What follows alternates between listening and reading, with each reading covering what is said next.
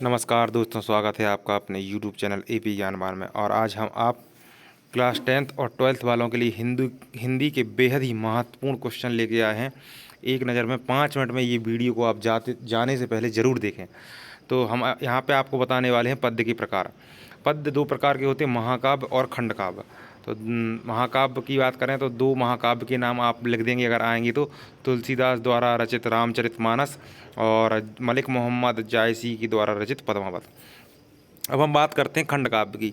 तो खंड काव्य अगर आपको पूछे जाए परीक्षा में तो दो खंड काव्य के नाम आपको यहाँ पर देख सकते हैं। एक है तुमुल और एक है हल्दी घाटी।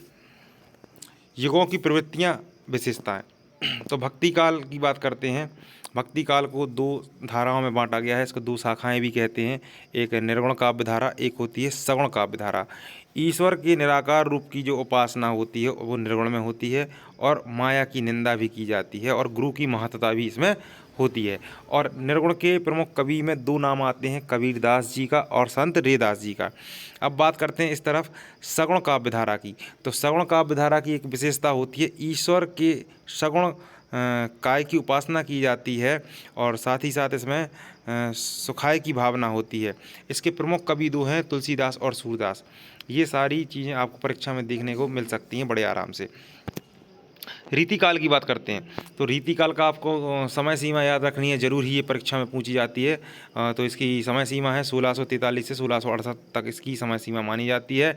और रीतिकाल में श्रृंगार रस की प्रधानता होती है, रीति ग्रंथों का निर्माण होता है।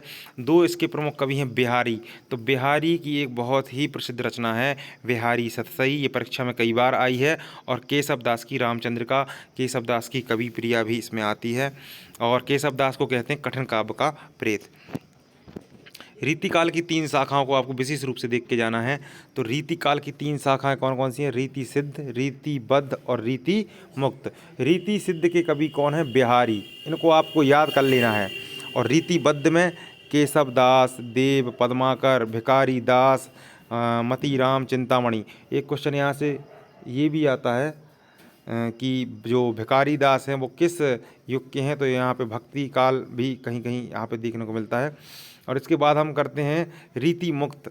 रीति मुक्त में यहाँ पे घनानंद बोधा और आलम ठाकुर द्विजदेव।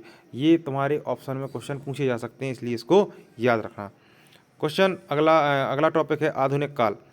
आधुनिक काल की समय सीमा है 1868 से अब तक। तो यहाँ पे सारे काल आप जरूर एक नज़र में देख लें और याद कर लें। भारतीय हिंदू युग शुरू होता है 1868 ईस्वी से 1900 ईस्वी तक। द्विवेदी युग 1900 से लेकर 1918, कहीं कहीं 22 भी लिखा होता है तो ऑब्लिक में यहाँ पे 22 लिख दिया गया है।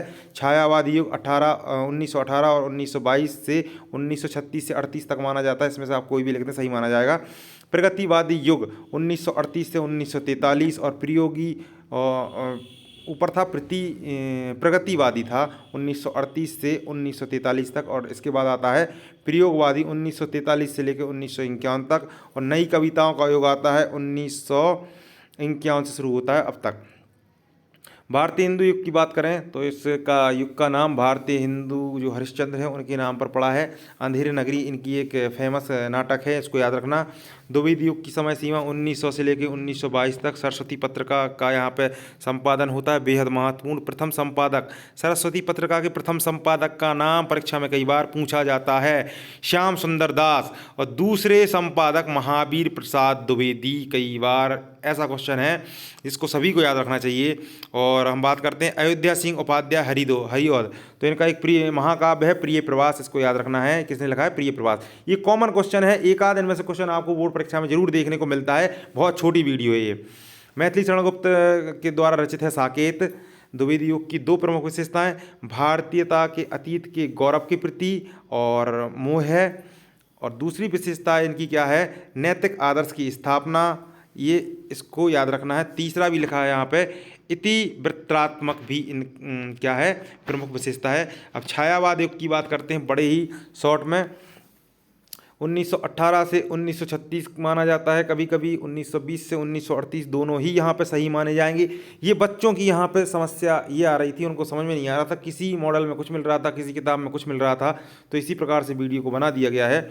और क्वेश्चन यहाँ पे टॉपिक 4 की बात करते हैं, प्रमुख कवि छायावाद के। तो प्रसाद युग के नाम से भी जाना जाता है, और निराला, पंत, महादेवी वर्मा यहाँ स्तंभ है ये छायावाद के, यहाँ पे क्वेश्चन देखने को मिलता है। तो कामायनी रचना प्रसाद की है, सूर्यकांत त्रिपाठी निराला की, सरोज स्मृति यहाँ पे ये रचना आ सकती है, क्लास 10th और 12th के लिए बेहद महत्वपूर्ण है।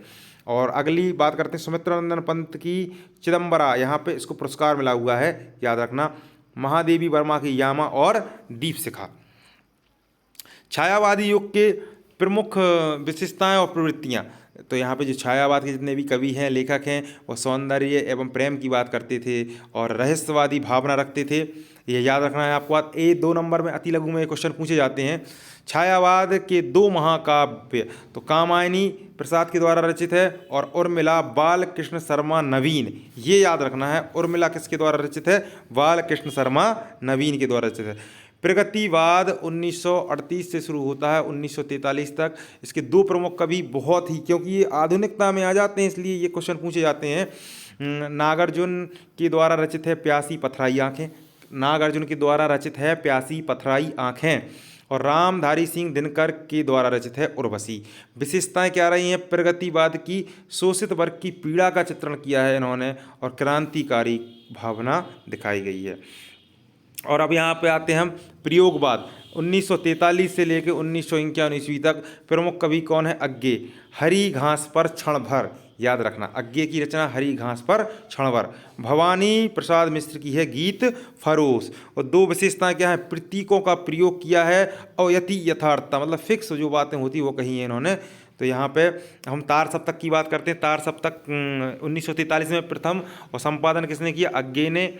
और यहाँ पे देखो सारे तार सप्तक लिख दिए गए हैं। दूसरा तार सप्तक 1951, और तीसरा 1959। चौथा तार सप्तक आप देख सकते हैं 1979। नई कविता के 2 कवि आ जाते हैं, तो गिरजा कुमार माथुर और भवानी प्रसाद मिश्र, नई कविता के 2 कवि आ जाते हैं, तो याद रखना आप इनको और रट के जाना है। संपादक कौन है तार सप्तक के? तो अज्ञे हैं। अज्ञे का पूरा नाम वहाँ पे आपको लिखने के लिए आ सकता है, इसलिए आप याद करके जाना। और ये छोटी सी वीडियो अगर आपको अच्छी लगी है तो लाइक करें और अपने मित्रों को भेजें, और हम आपको आपके बोर्ड एग्ज़ाम के पहले हिंदी पेपर के लिए बहुत बहुत शुभकामनाएं देना चाहते हैं। अच्छे से अपना पेपर करें और अपने फ्यूचर को अच्छा बनाएं। जय श्री राम।